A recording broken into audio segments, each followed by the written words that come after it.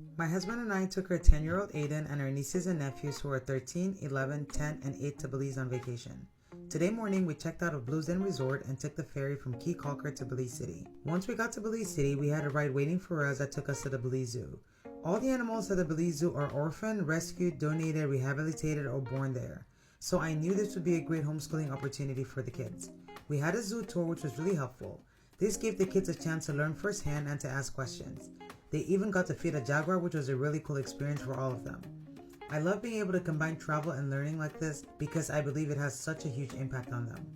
After the zoo, we drove to Hopkins and checked into Jaguar Reef, our new hotel for the next 3 nights. Before we even made it to our room, the kids ran to the beach and were already in the water. They were also excited about the swing and the hammock. Once we got to our room, they couldn't believe how spacious it was, and the view from the balcony was magical. If anything, I'm all about views. I can sit out here all day long. We settled into a room and rested, and before we knew it, it was time for dinner.